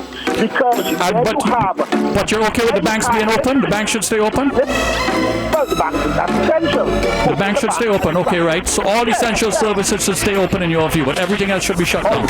So careers should shut down their business. Should careers shut down their business? Should Mustique shut down their business? Should Mustique shut down their business? You want me to speak now? Should I respond now? Please. Or are you gonna keep interrupting me? I'll let you talk, okay? Because you can't have a debate with anybody, apparently. You can't stand up and have an honest debate with anybody, right? No, you go on Facebook and talk all your crap, but you cannot have an honest debate. Do you want Mustique to shut down? Do you want careers to shut down? Do you want Gibsons to shut down? What do you want? Let me speak. That's what I want. You to let me speak. Well, for example, in Ontario. Here we go again. Back to Canada. Everything is Canada. Why don't you come home and live like a Vincent and understand what's going on in our country? Why can't you do that, huh? Okay, I'm fed up with these people, you know. Go ahead, caller. Go ahead. Okay. First of all, construction could be deemed an essential service. Grocery stores, places like careers could be deemed as essential. Because what some jurisdictions have done is that certain major and vital industries, they have allowed them to continue doing business. Okay? So I'm not suggesting that careers and Musty Company and those other places close down. I'm not suggesting that at all. All I'm saying is that first, the stimulus package which was presented was in no way attractive and was in no way helpful. That's what I said. And I said, for example, that $200, everybody knows that. How could $200 help on a monthly basis help van drivers, help van owners? Instead, what the government should do is be more creative and say, look, we're going to give a duty-free concession on tires. It's valid for one set of tires, valid for a 3-year period. We're going to remove the taxes and the VAT and so on from gasoline and diesel for van drivers, for taxi owners, for persons who transport cargo and that sort of thing. We're going to organize with the bank a moratorium for, let's say, a 6-month period so that they don't have to pay the loans for those vehicles. We're going to implement a rigid inspection and implementation system for sanitization and cleaning of vans and that sort of thing. That's the way to look at it. That's only one example, you know. But I'm not going to sit here and pretend that I know it all. But I'm looking from the outside.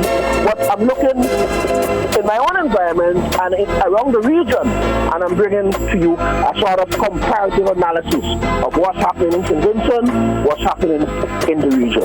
Let me give you an example. The NIS in Grenada, the $10 million in income support. In St. Vincent, it's $1.2 million. You know, a major difference. And in most of the literature... Okay, Colin, we got to go to the top. Wrap it up. In most of the literature we've looked at in St. Kitts and in Dominica, we see the roles that the development banks are playing there in terms of helping the hoteliers, the tour operators, the tour guides and so on. In St. Vincent, we don't have a development bank. Right. The problem is that, in closing, for St. Vincent and the Grenadines, is that our economy is so weak that Gonzalez cannot do more than he's doing now. That's the whole thing. Our economy is weak. So I guess under these circumstances, people like Stephen Joachim are sent on radio to try and bamboo. Stephen wasn't sent here. Stephen wasn't sent here. I said that. I said it. You're really exposing your ignorance and stupidity now. So once you continue exposing how ignorant and stupid you are, and go on Facebook and continue to make your stupid remarks, right? I was sent here. You know anything about me? What do you know about me, Marlon? You stay in Canada and keep hiding in Toronto where you are because you know nothing about what's going on in St. Vincent and the Grenadines. But you're an expert in everything suddenly, right? And because I disagree with you now, you suddenly, Ralph sent me here. Ralph sent me here. So when I'm pressing Ralph and I disagree with him, I'm your best buddy, right? But suddenly I don't agree with you anymore. And guess what? You can't stand me anymore, right? You just can't take your blows. Come down and debate me face to face. All right, guys, we got to go to the top. It's 9 o'clock in SVG. Here we go. Yo. We lighten up the morning, 6 a.m. to 10 a.m. OMG in the morning. Our inside is back in our place this morning. I don't know how I get caught up in the middle of this. I want to know why it is that you call Ralph and tell Ralph to send me here. First of all, you know Ralph ain't going to check my phone call. Please, I would help out on somebody Peter sent him, Friday Peter sent him, and he wants to tell me Ralph sent me here. Oh God! These kind of people. Everything is going off around here. Let's get some voice notes. You can call us right now 451-1069. Everything is going off right now. If you see the WhatsApp. You know what's interesting? In 2009, when Ralph Gonsalves and Julian Francis used to come to First FM when Jerry George was the host of the program that he invited me on occasionally, and they used to carry on and say NDP never do nothing in 17 years of failure, 17 years and do nothing. You remember that, right? That was all their slogan was. And I told them that was wrong and true. That was not true. That the NDP accomplished a hell of a lot in that time period, in my view, right? Now, of course, the ULP hated me for saying that. Now, because I happen to agree with Ralph Gonsalves on the measures he's taken and I happen to think he's doing the right thing, suddenly I am a pro-LDP, and suddenly Ralph's sending me somewhere. It's astonishing, these people. Simple-minded people. I'm seeing a message here. Bing, bing, bing, bing, bing, bing. You are now officially prime time. Oh, Lord. You can call us now, 451-1069. Baby, we got some other messages. Somebody on WhatsApp is saying, people need to put aside politics and think logically. Marlon can't do that. Also, the fear of death is worse than death.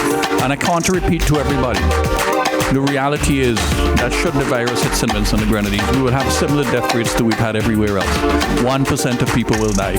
More than approximately 15% of those 80 and over who have pre-existing conditions, those are the ones who should stay at home because those are the high-risk people. Stay at home, self-isolate yourself, be cautious. Those of us who are relatively healthy, try and stay away from them and help them. Right? Get food to them, help them, do the right thing. Wash your hands. Call the helpline if you feel anything. Do not go to doctor, do not go to hospital. These are simple precautions that we should be telling people over and over again. Let us be sensible here. Let us protect the people who need protection. Let's go. WhatsApp messages. You can call us 451-1069 if you want to call. Stephen and Jerry's input is commendable, given our current situation and otherwise. We need more individuals coming forward, calling a spade to represent in an effort to bring about the best outcome for SVG going forward. Well done. Yes, I completely agree with Jerry's assessment. This economic stimulus as put forward by the Prime Minister smacks of political opportunism. Now we have to look at this like in a sum total way. We have to also consider that not just in context of the coronavirus and responses to the coronavirus, but also the fact that this year is 2020. It's an election year. And though I agree with the expenditure of the $30 million, for example, in sprucing up and fixing roads, buying boats for fishermen, providing seeds for farmers, etc., etc., etc. All noble policies. But farmers have been suffering for years. Fishermen has been suffering for years. The roads have been in a derelict state for years. Government buildings have remained unpainted for years.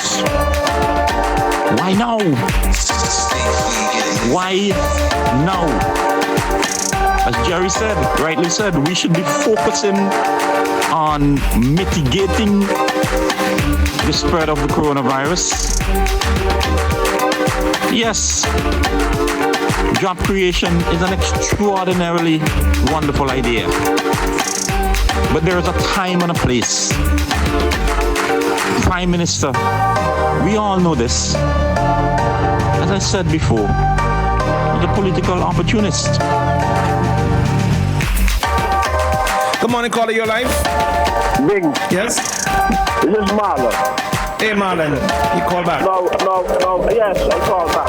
Because I'm offended that from the very instant that I called, Stephen proceeded to interrupt me.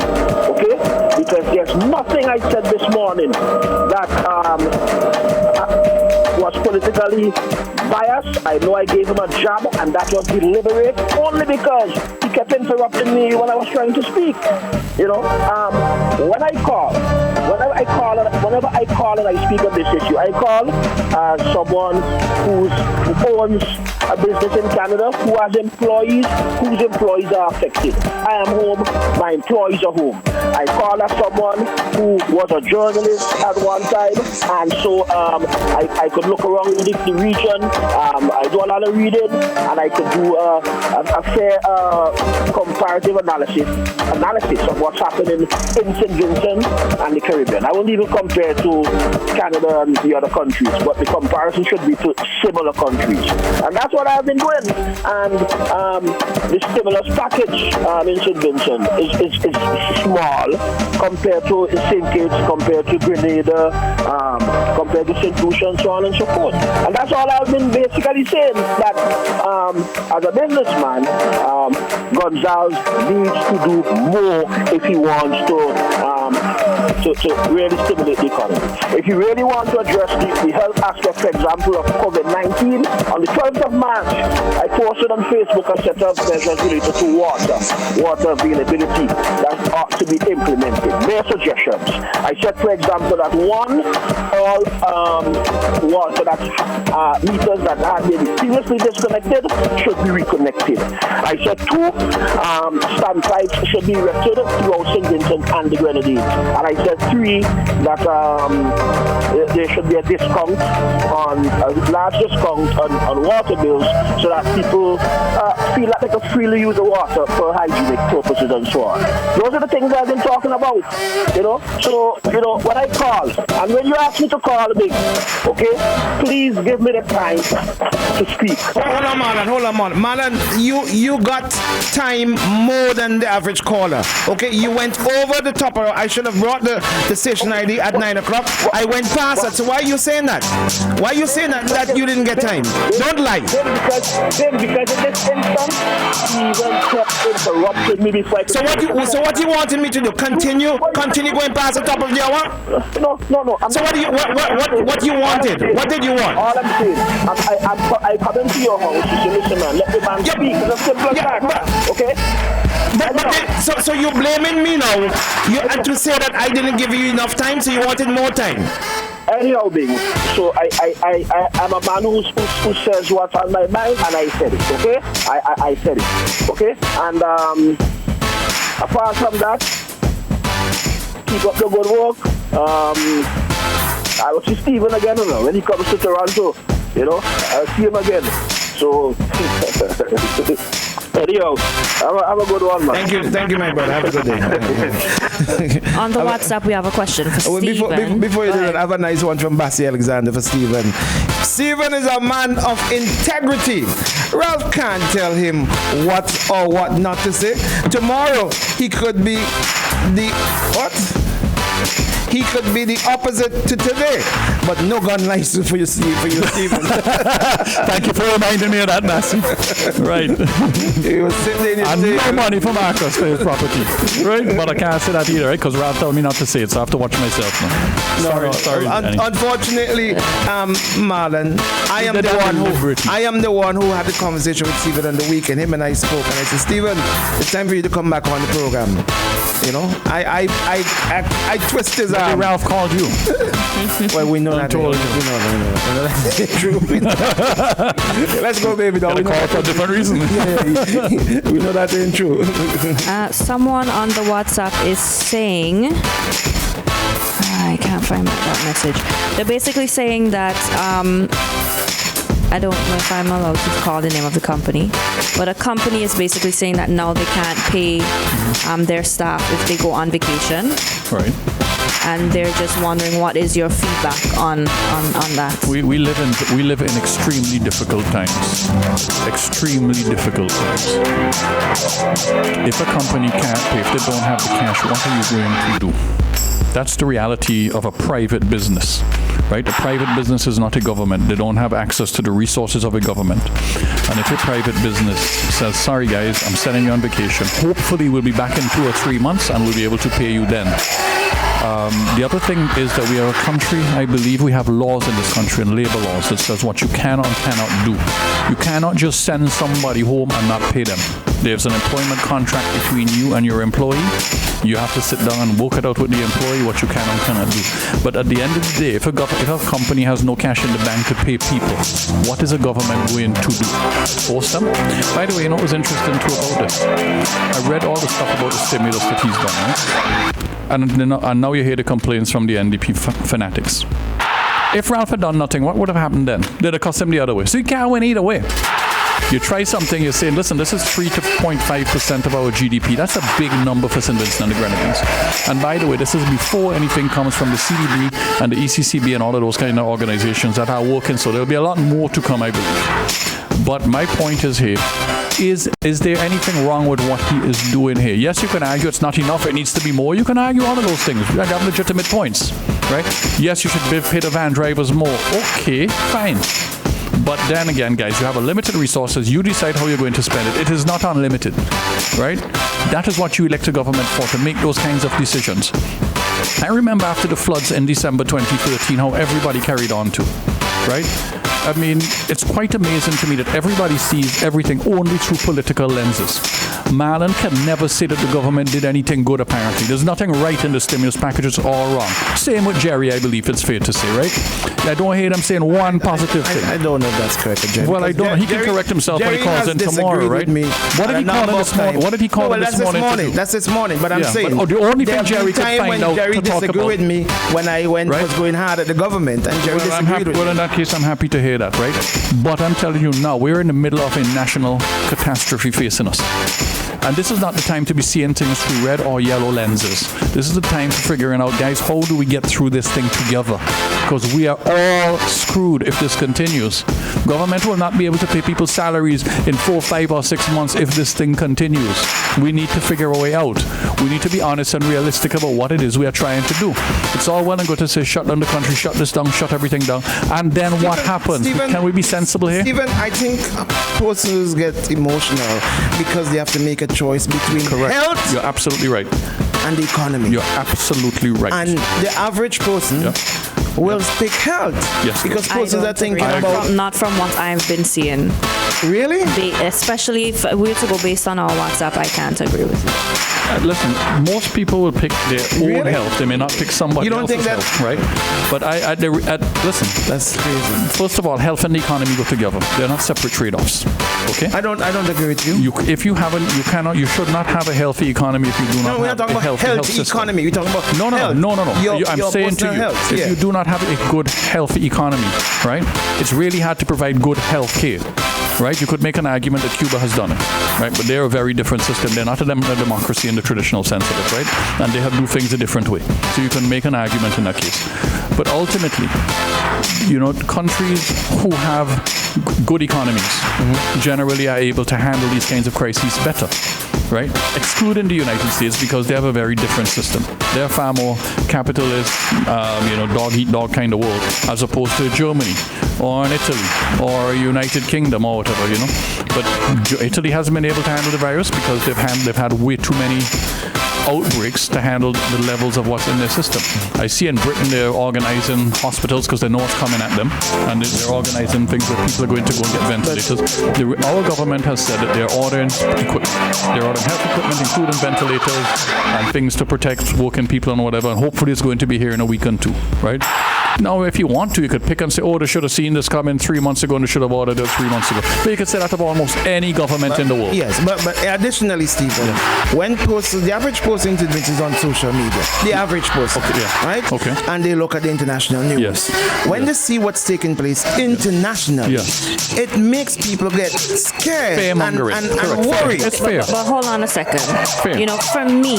But is it okay to say fear-mongering when the organization that is responsible... Let's just call it fair. For healthcare, the World Health Organization is saying, listen, people, this is serious. Of course it's serious. Nobody's denying that it's serious.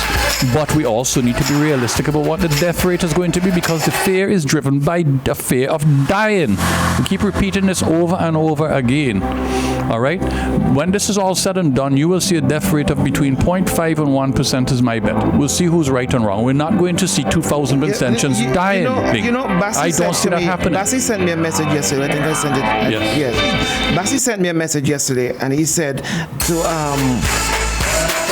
you can go ahead in the meantime, baby. Don't. I'll read from the WhatsApp. Okay. Okay. Someone says, I think it's unfair to characterize Stephen as being a messenger for the Prime Minister. His track record contradicts his assertion, as he is known to have criticized government policy and positions in the past. Let's call a spade a spade. Continue to express your opinions. Thank you very much. They are well thought out. Thank you. You found it yet, Ming? Yes, No. he said the Cuban cutlass is a good debater and argues based on facts and commands great respect from listeners. He is missing one point. This is what jumps out at me most. Okay.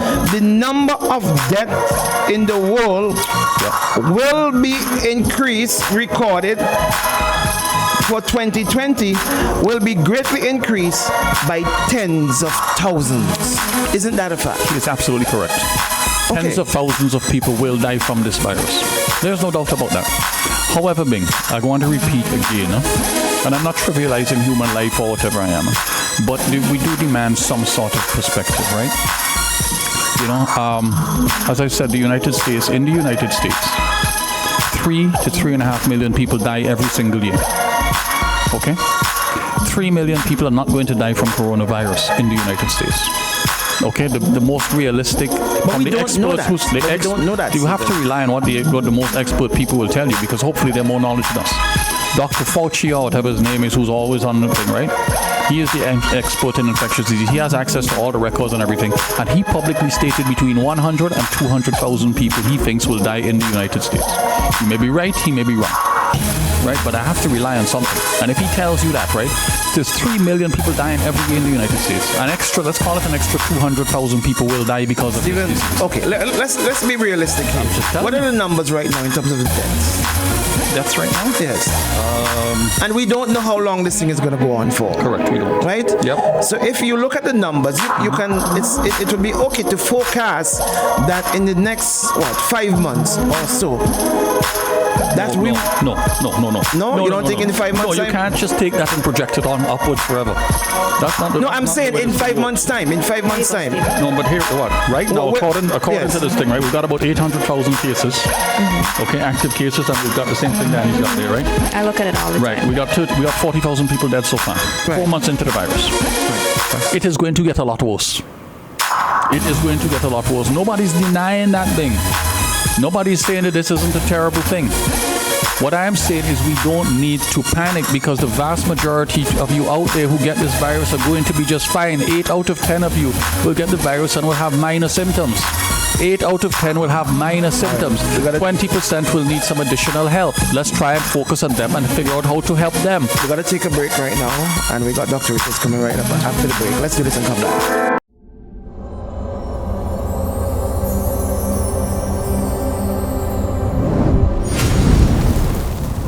106.9 Boom. That's what I'm still confused about, and that's why I said this smacks of political opportunism in the context of this is not only just a coronavirus year, but it's also an election year. I see what would respond. Fair comment, right? Except, first of all, this is called an economic stimulus package, okay? It is not just called a health package.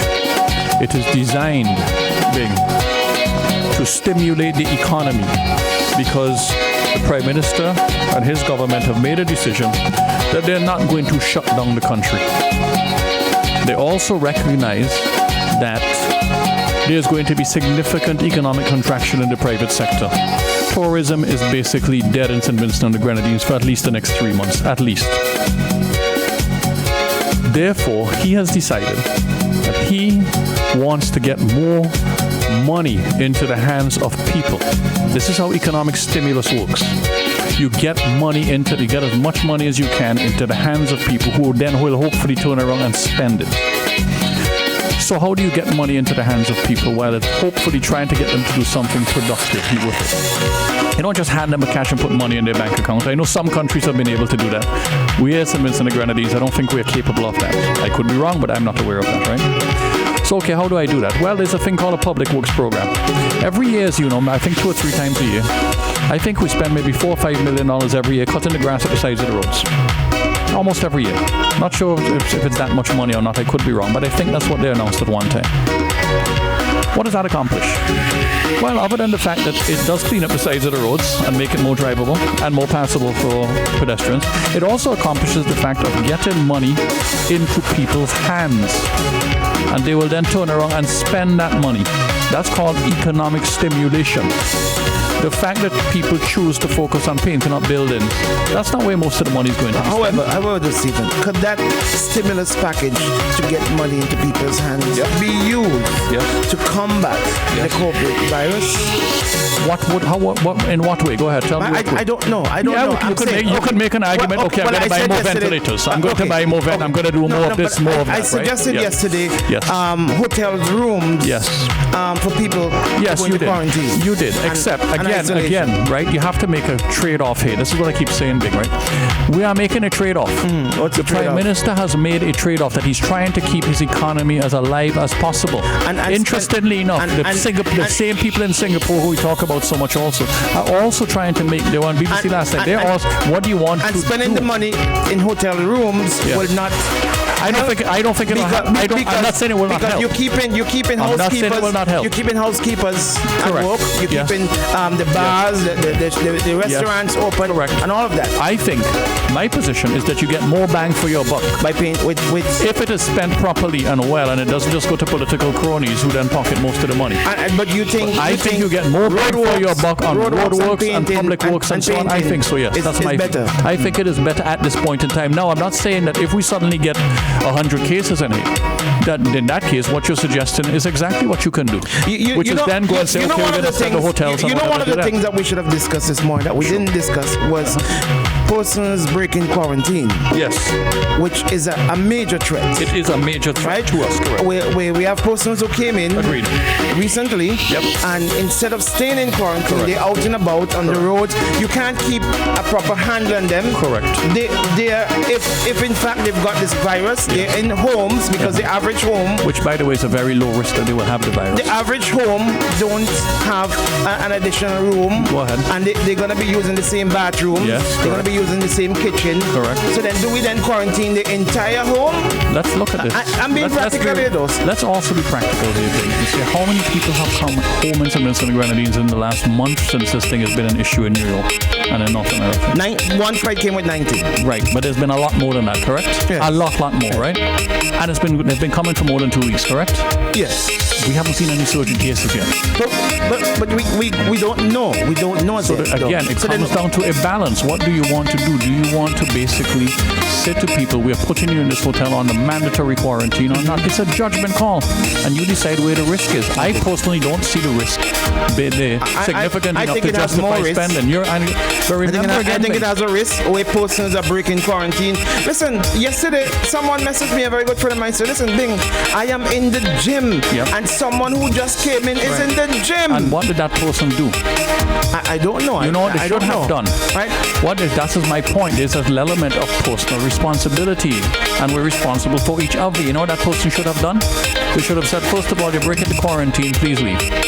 If they don't like that, then you pick up the phone and call the police. And that person would have been arrested, and that person would have been enforced to take the measures as mandated by the government. We have a duty to each other. When you see people doing this, to make a phone call and tell them. And make a phone call to the police, and they will take care of it.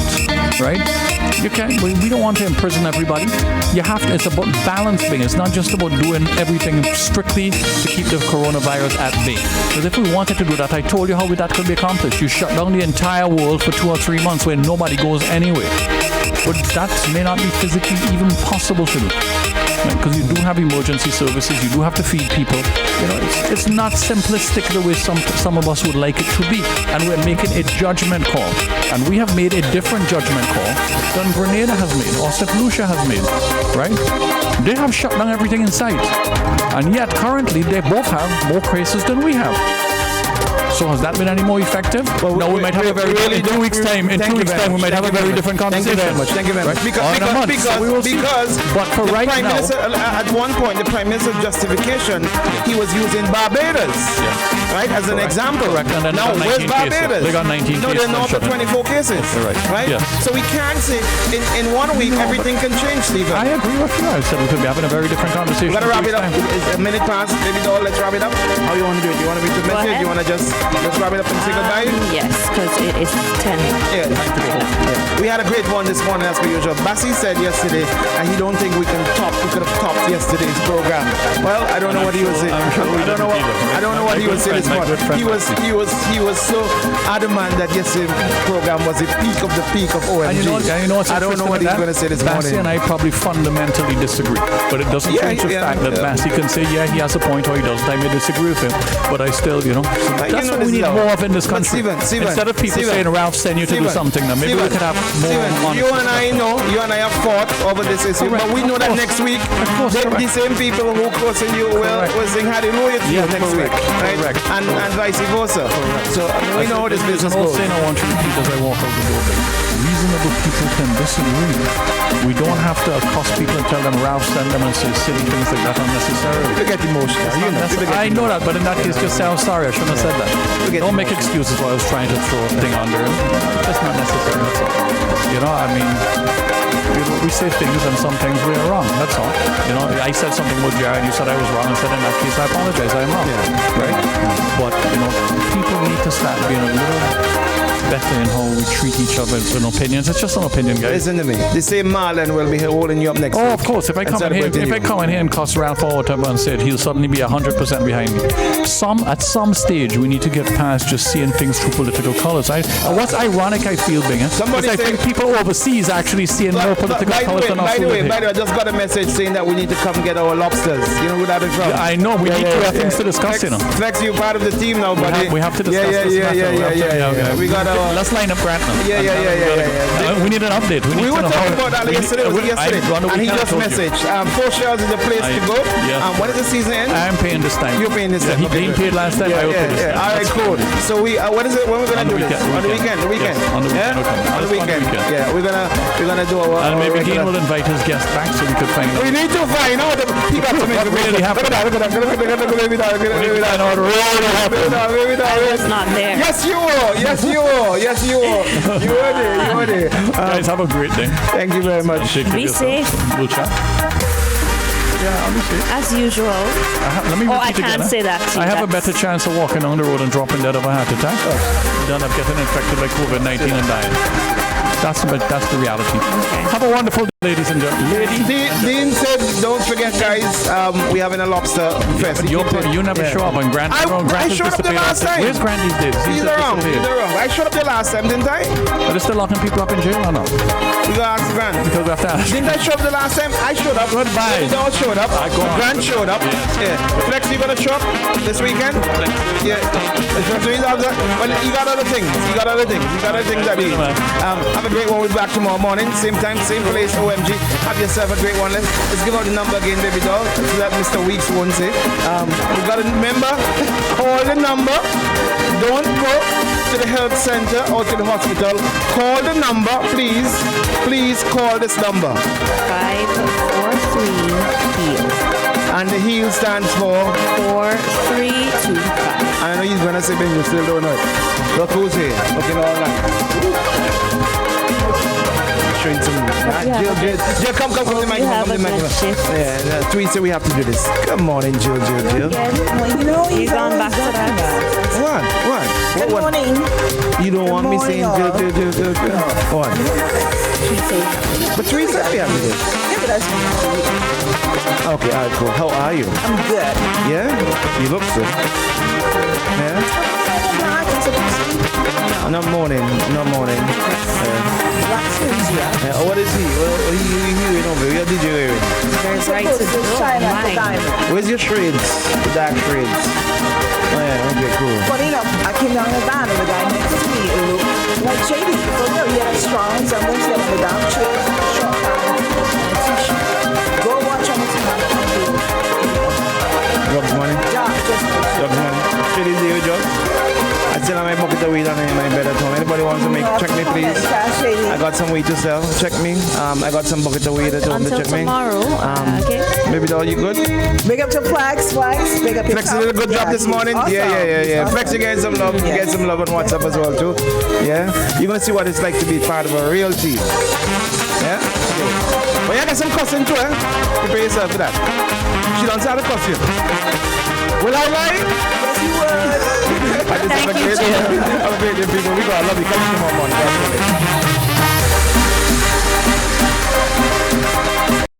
We like lighten up the morning, 6 a.m. to 10 a.m. Doing it. OMG in the morning.